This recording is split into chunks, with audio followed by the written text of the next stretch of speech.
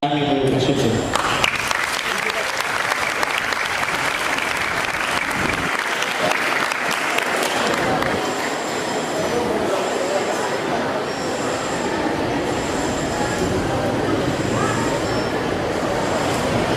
komandan, sir, ating city director, officers, and members of the training directorate of CTU ROTC May Campus. So, a pleasant morning, ladies and everyone. Okay, hello! Subukan natin natin sa kabila. Hello!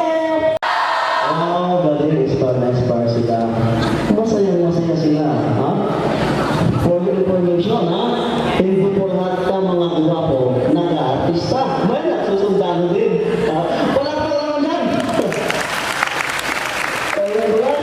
Okay. So, ano gusto nyo rin ko? Gusto nyo na baka may Chinese dito eh. Chong-ching. Nagigihan? Hindi. Sino ang Spanish dito? Donde esto la casa mi amigo? Nagigihan? Hindi. Kaya, siguro magtagisa lang tayo kay as of this time, ako po yung nag-aaral na pa rin ang lingwahe ng Cebuano. Kahit ako po yung galing ng Luzon. But, huwag mo mag-alala. Brother. Okay, but before that, meron tayong panonoorin. Panoorin niyo mamaya, and then gusto ko mamaya yung inyong reaction with that. By the way, huwag niyong kakalimutan, if ever, na magkaroon ng hindi magandang pangyayari tulad ng lindol, no? Alam mo na ang gagawin ninyo.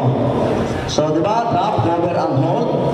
So, if ever nagkaroon, may mga open area tayo, doon tayo apunta natin sa open area. Pag nagkaroon ng sunog, ganun din. So, ipa natin yung safety natin. No? Dapat walang masakit sa atin during the duration of this activity. No? Be careful sa mga dinadaanan sa daanan dyan, baka matisod kayo. Okay?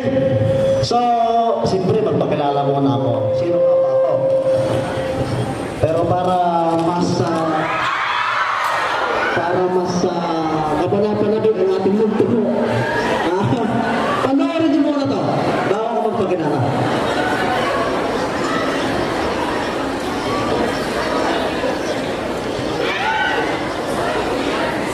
Siya, yung mga paghihirap nila. Magtapos muna kayo. Napakasaya. Anong sayang maguna mo ngayon, maghirap kayo na nagtapos. No? Dugot pawis ang kanilang puhunan para lamang kayo makatapos ang pag-aaral. At lahat naman tayo ay duman sa hirap. Isa po ako dyan. No? Makapag-aral lamang ako sa kolehiyo. Nag-andro po ako ng working student pa ako noon. Nag-janitor ako sa school, nag-security guard ako, nagtrabaho ako sa pag-firmasin, tagaluto ng mga hamburger. Makatapos ang pag-aaral. Kaya napaka-swerte natin. Bigyan ng justice ng postisya yung ginagawa ng magulang natin. No? Pride and board sa konstitusyon natin. So with that, ayun, natindahan natin kung ano ang nakapulong sa ating konstitusyon. Next slide.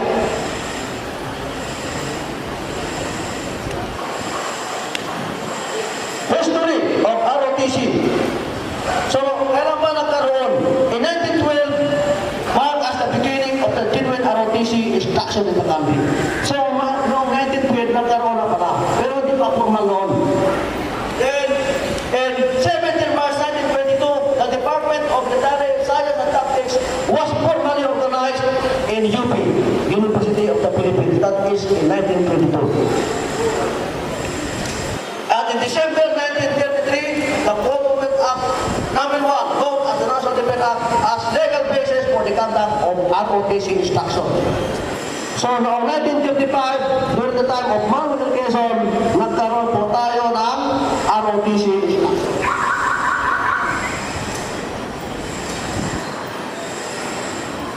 Then, Ferdinand Cruz, the Armed Forces of the Philippines is the protector of the people and the state. So, dapat natin malaman ang ating armed forces, ating students kung hindi nakapag-undergo ng ROTC.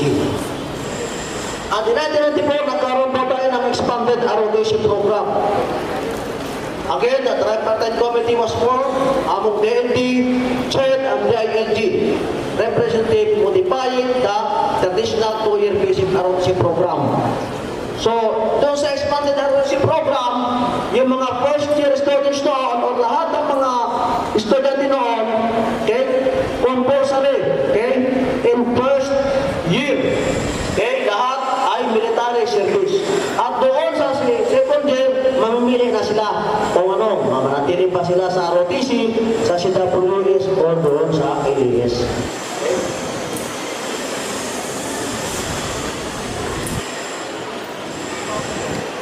May bagong nabasa naman, nagkaroon ng amendment doon sa Republic Act 7077 at Presidential Decree 1706. Lumabas itong bago, Republic Act 9163. Kung bakit nandito kayo ngayon?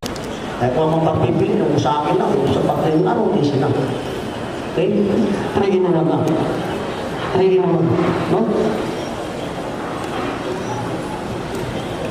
To inculcate in the youth the spirit of patriotism and nationalism. Diba? Doon sa prayer mo natin kanina, sa posisyon natin, patriotism. Pagmamahal sa bayan. To prepare the youth for the vital role in nation building. Sabi ko kanina, hindi porket mag-ROTC kayo, opportunities, nagulong opportunities. Magandang opportunity pag ROTC ang kinuha ninyo. Scholarship of Cadet Officer through Class Incentives Program. Yung mga atas sa atin yan. Change to become a military officer through Advanced ROTC Program. May chance kayo maging officer ng armed forces. Okay? Kung ROTC ang tutulong nyo. Kung si WTS kinuha nyo, naisip nyo pala, gusto ko pala mag-army. Maraming sundalo ang kailangan ngayon ng Pilipinas. Tapos mag-apply kayo. Nare-realize nyo pala. Di ba? Huli na. Ang priority yung gagawin na namin. Cultural Understanding Language Proficiency Code Program at Club Hawaii. Ayan, nagkakaroon po tayo mga.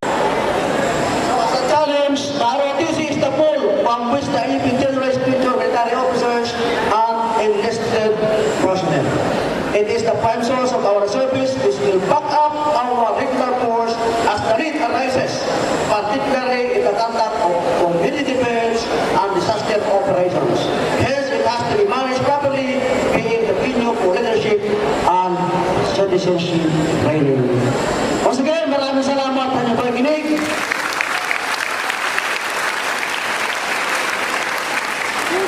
Okay, so pakisipan nyo, ROTC, CWTS, or LTS under LSTP. Once again, maraming salamat and God bless us all.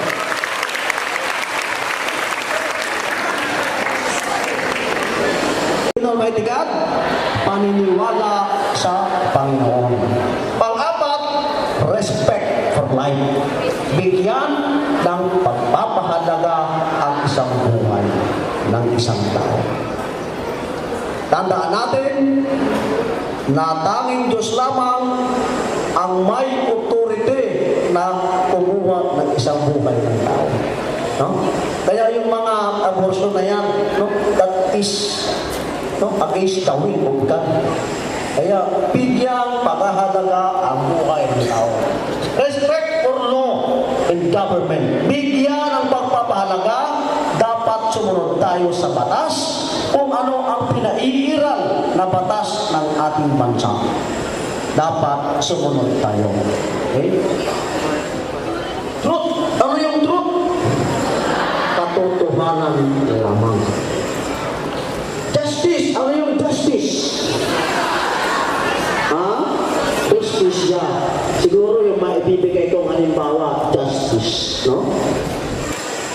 Binibigyan nyo pa ng justisya yung hirap ng inyong mga magulang para sa inyo. Tama, dapat bigyan nyo ng justice. Sapagkat nandito ko ngayon, sila nagtatrabaho, naghahanap buhay para makarating kayo dito sa school. No?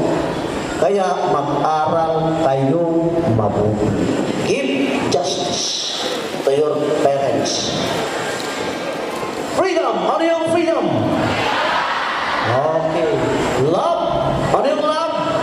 Pagmamahal. Pagmamahal sa Diyos. Pagmamahal sa kapwa. Pagmamahal sa kalikasan. Yeah? Love. Love one another as I have loved you. Sabi ng ating Panginoon. Yeah? May naalala tuloy ako tuloy. John chapter 3 verse 16. Sabi mo, for God so loved the world that He gave His only begotten Son, that whosoever believeth in Him shall not perish, but have an everlasting life. Di ba? Love. Ganyan talaga ang love. Kayo, bandir lang. Napakaswerte ninyo.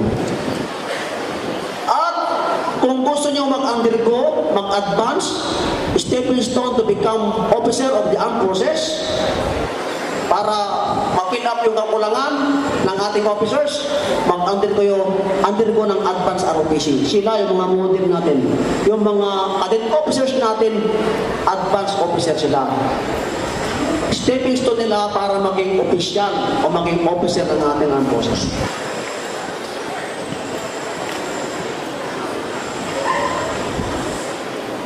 Ayaw nyo pa, pagkatapos ng ROTC nyo, meron kayong certificate, certificate of training, certificate of completion, nakalagay doon ang inyong serial number, Private Realen G.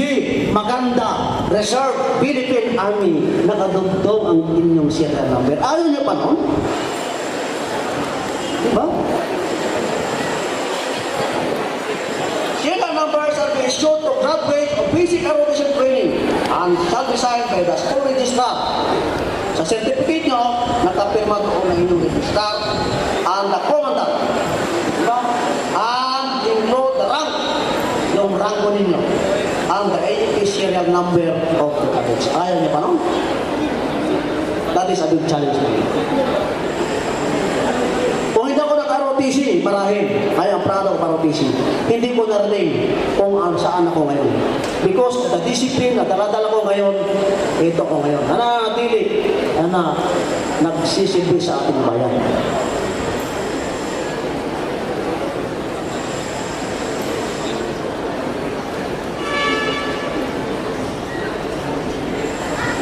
Okay, grading system. Pag nag-ROTC kayo, saan ba kinukuha ang grading natin? Yung inyong magiging grado.